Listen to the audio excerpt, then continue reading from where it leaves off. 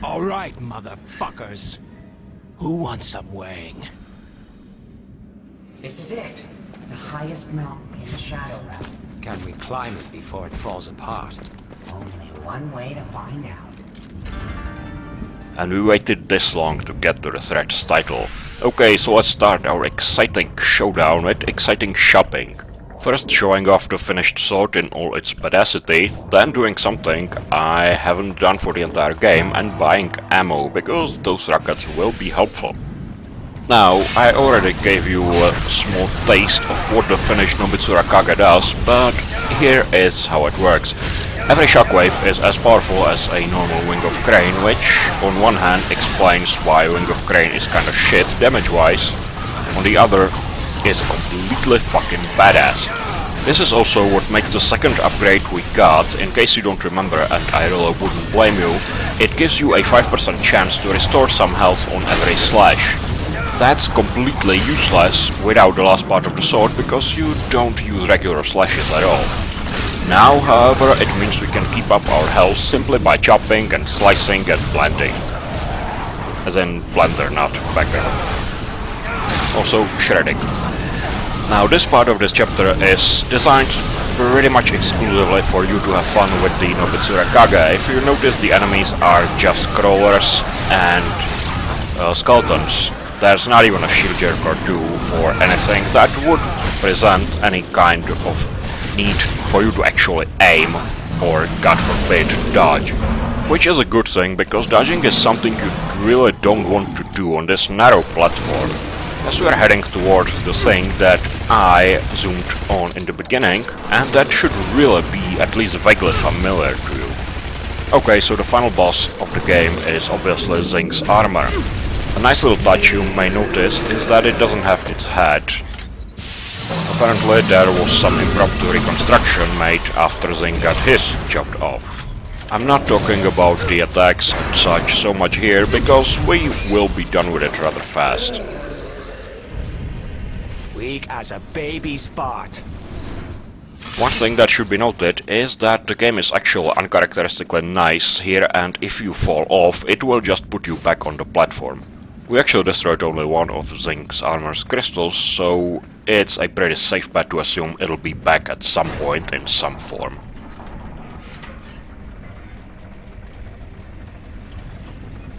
Whisperer?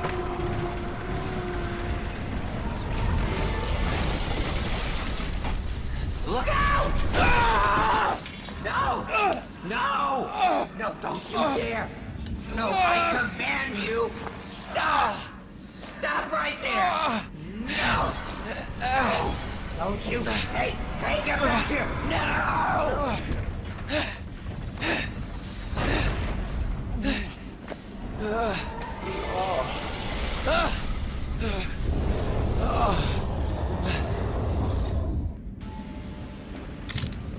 Moji! I don't have the sword! Figure something out! Right, Zing's armor redux. Now we should probably talk about it a bit, because this pattern is rather unlike everything we've seen so far. He's got a couple of ranged attacks, the normal ground explosion, and about 3 different fireball patterns. He can also try to suck us in, but that is rather easily counteracted by simply shooting us in his mouth.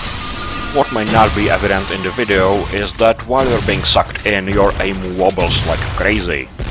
So it's not that simple, but you don't really need to do that much damage to it. Cliff Barker's Undying, this ain't. Now in this phase, the standard crystals we've seen before don't work, and we need to go for the mouth. It's got a bit more health than the normal Chi crystal or whatever actual powers these things, but it's a nice big target and usually not that difficult to hit. Using the rocket launcher here as I was is actually a pretty bad idea, because despite him being stationary, Zing actually wobbles around a lot, and that can block rockets. The SMGs once again prove their status as the supreme boss killer weapon.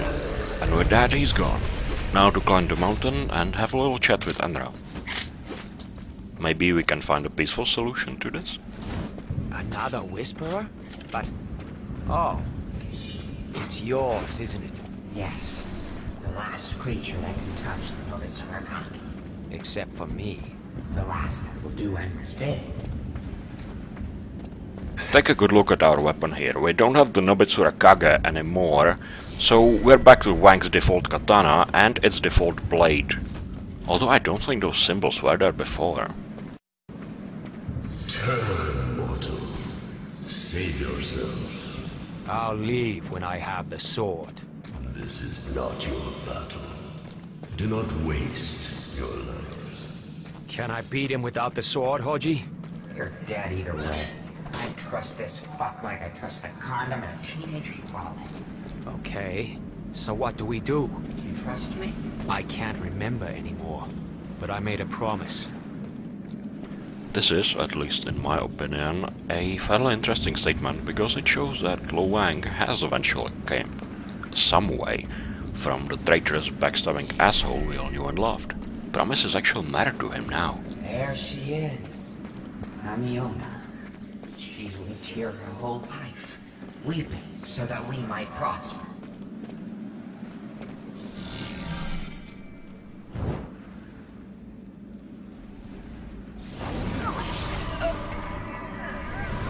You chose the more capable mortal. Though we no longer need them. But these golems of yours, so ingenious, and so fitting to my purpose.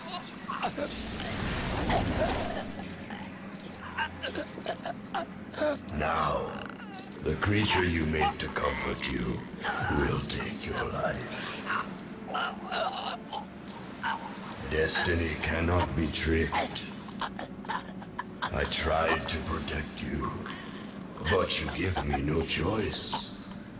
You will be remembered as the one who saved us.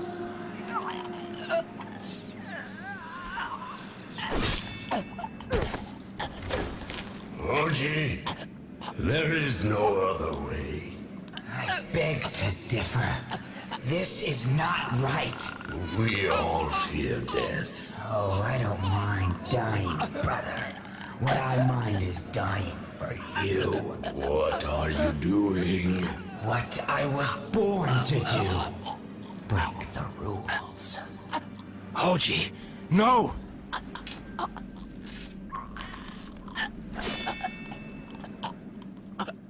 You arrogant, foolhardy. Arrogant? Maybe. But foolhardy? I see you more clearly than I ever have.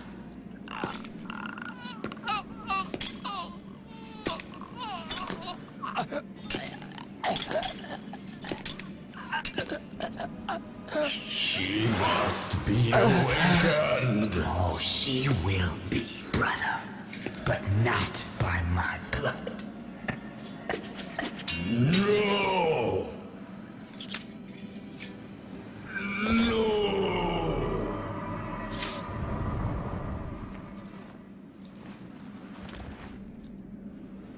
Hoji, you gonna be alright? Oh, I think not. There's a fire eating me from the inside. What the hell were you thinking? You made me a promise, and I'm going to make you keep it.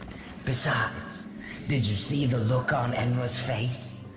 Like someone took a dump in his cornflakes. I wouldn't trade it.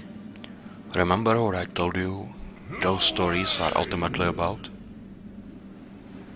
Just don't let him take the sword away. He can't hide from this. Sacrifice? And the reasons for it? Good reasons, bad reasons, reasons that justify themselves? Here it all comes crashing down. Now, before we get onto the final stretch, I'd just like to mention that the girl's name, Amiona, has two meanings. In Chinese, it's a rain spirit. In Japanese, it's apparently a woman who is jinxed by having rain follow her wherever she goes, thus ruining social events. Now, I'd like to hazard a little guess here. as to what the name actually signifies, because the connection of rain and unluckiness is pretty strong here. My language, which is actually very similar to Polish, has a little quirk that I think Polish shares, and that's the fact that the word for luck and happiness are the same. And if you think of it this way, the character's design and story and the whole idea just clicks together perfectly. Anyway, enough semantical bullshit, this is the final showdown with Zing's armor. It's the type of boss we fought before, but Zing is easily the hardest of them. For one, he actually likes to move around a lot, which complicates both aiming and dodging. For two, and that's actually a very massive difference, unlike his two brothers, Zing actually defends himself while he's stunned and his crystals are exposed. In practical terms, this either forces you to use the crossbow or the rockets and risk them being waved away by his hands or clubs and swinging, or you decide to make it sure, use the SMGs, and you have to stand in place, which means you're gonna take damage. As for his attacks, he still has the ground explosions, which probably come packed with any kind of OG brand armor. His club swing is pretty much equal to Gozu's axe smashing, including the nice little fact that it one-shots you on higher difficulties. And no, shooting off that Hans crystal does not get rid of the club. He also has a homing shockwave you more or less have to jump over, a non-homing shockwave you have to dash twice in order to dodge, and some meteors. But really, the main issue I'm faced with here is that I'm trying to make this fight fast, which, if you can tell from the length of the video, doesn't really work, and take way too much damage while trying to hurt him with the SMGs. Now, regarding Zing's design, character and inspiration, I honestly kind of stumbled. His armor is actually that of a human samurai. You can actually see it during its full head padding glory in Mazu and Zing's flashbacks. The name is a bit trickier. Wikipedia gives me an American term for Crossroad, a telephone company, and a Korean boy band. So let's play for him to rescue. Thankfully I remembered something about headless guys being featured in La Mulana, a game which, by the way, happens to have both Gozu and Mazu. So here's the proper reference. Zing Tian is a minor Chinese deity who apparently continues his fight against the Supreme Divinity, and no, I have no fucking idea what that is either, even after beheaded. His name and story are supposed to mean indomitable will. Considering the state Zing's head and spirit are in, that's actually pretty ironic. We're actually about halfway through the fight, even though it doesn't seem so, but hey, thank my incompetence for this. So I'd like to reflect a bit on what actually happened here. We know that the Nobitsura Kaga is lethal to the shadow beings, and we know how G effectively killed himself. Why would he do that? There is actually a very clear reason for him to do it, but his actual purpose there is a bit more of an enigma. I mean, we know that in order to prevent the destruction of the Shadow Realm, the rain needs to be back, and in order to do that, Amiona needs to be alive, and in order to do that, one of the ancients has to die by the Nobitsura Kage. We also know that two of the ancients are currently unavailable because they don't have bodies and will take time to reform, that's Gozu and Mazu. So why did Hoji remove himself from this list? He even acknowledges he needs to make things right, to set it straight. In my opinion, Hoji has sacrificed himself out of pure spite. He dies completely unrepentant. By now we know that it was him who poisoned Amiona. He was the one who brought the whole crisis upon. What we don't know is why, and I think it's a pretty safe bet that that is hidden in the Last Whisper, because that has to be the original one, the one Hoji made. We also know it has to be pretty terrible, because Enra describes the Whisperer as a tool of comfort, which kind of implies that the intended function of the Whisperer had nothing to do with magic swords, it was simply about removing a memory. But here we are again, selflessness and selfishness. Enra is acting in order to bring the rain back to save his world. Hoji is acting to spite Enra. The entire game is Hoji's plot for revenge. Revenge for something he doesn't even remember. And while the ultimate means of his revenge are pretty clear now, if they aren't just conscientious. You know the saying. Walk softly and carry a sword of legendary power. His reasoning is still kind of cloudy. No! No! This cannot be my brother.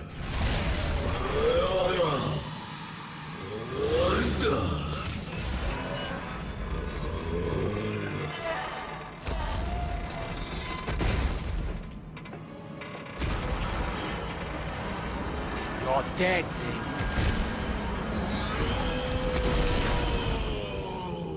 You are dead! Yeah, just conscientious. Right now, Hojo's revenge for Swart is complete. And I think he'd be rather proud of us if he was still alive. It's all about doing right things for the wrong reasons on one side, and wrong things for the right reasons on the other. Good and evil? Where? And who? What happened? Where's Enra? I killed Zing. His body, anyway. Good. Then it's done. It's not done. Nothing's done. I don't know where he is, and I don't think we have time. I chose you because you could handle a sword. And because I thought I could handle you.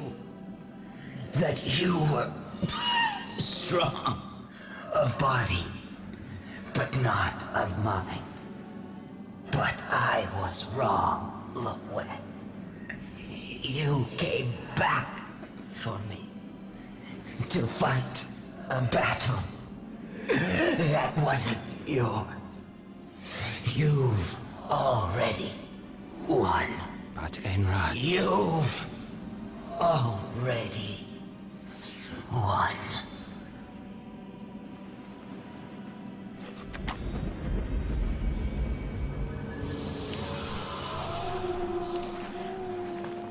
Tell my sister I'm sorry.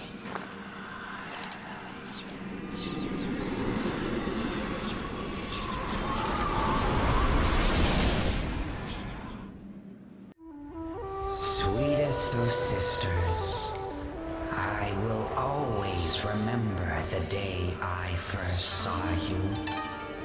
And while I did reach out to you, leaving a toy at your door out of compassion or curiosity, I would never have seen you had you not decided otherwise. It doesn't matter now. Our secret is known to all.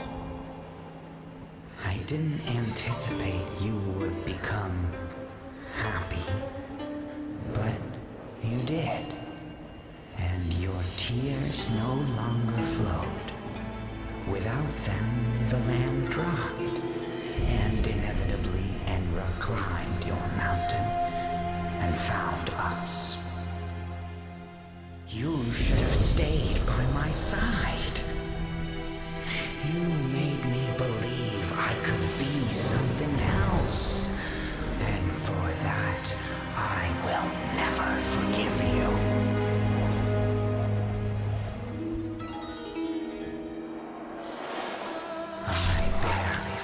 My punishment.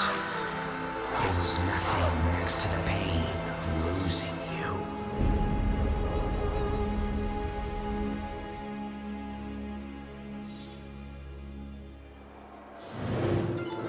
And at least the rain was back. But I say fuck the rain. I'm finished with Enra and his world of obedience, of slavery. You choose solitude? I'll give you solitude, and poor Sing will seal this wretched bargain. My heart splits, but there is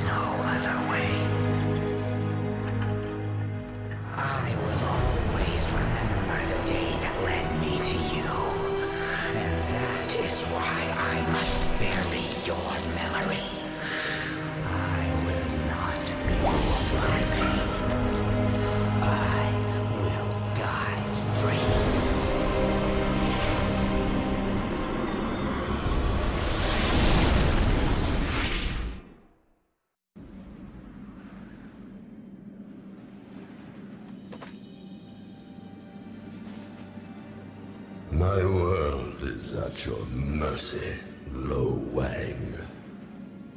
If this is victory, then you and my brother have won.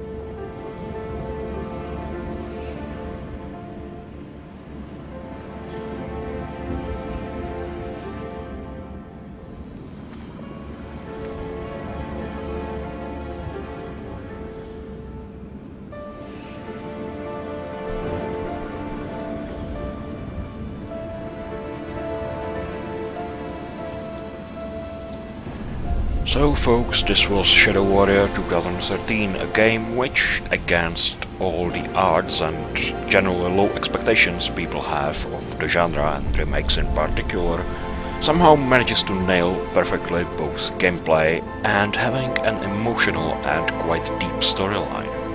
Regarding the ending, I'll leave you to draw your own conclusions mostly, but I'd just like to say that as I was doing in the entire thread, I still maintain that Enra is the good guy here, or at least a good statesman who eventually gives his life in order to save his realm, and that Hoji is a childish, vengeful dickhead. That doesn't mean he's not a likable character, especially in a setting like this, where everyone is what we could consider evil at some point, and it's actually really easy to empathize with him. In particular, I believe that his "but I say fuck the rain" line is arguably the best line I've ever heard in gaming, and it still sends chills down my spine whenever I hear it, so big props to the voice actor there. I'd also like to thank all my viewers, especially, I really need to stop using that word, the guys who posted in my thread on essay, encouraging me and helping me to iron out the technical problems. This was my first LP and you were a completely wonderful audience, even willing to overlook some of the more basic mistakes, like my somewhat tenuous grasp of the language, here we go, and I'm real glad we could share the experience. That's not to say that the LP is quite over, because I'd still want to show off the Viscera Cleanup Detail minigame, and I would like to record at least one or a couple of the videos of the original game, just to show, I guess, how far we got from there. Plus, it's still a very good game. Now, in a moment, I'd like you to direct your attention to the right, because the voice credits are coming in, because I don't actually recognize any of these names, and considering some of the voice work in this game, I think that's a damn shame. And I believe a lot of these people did better jobs than a lot of the A-list voice actors in A-list games. It may look like a little detail, but I believe that voice acting is really important for you to... Now, whatever, I'm rambling now. I've been Annihilated, see you at some kind of a bonus video at some point.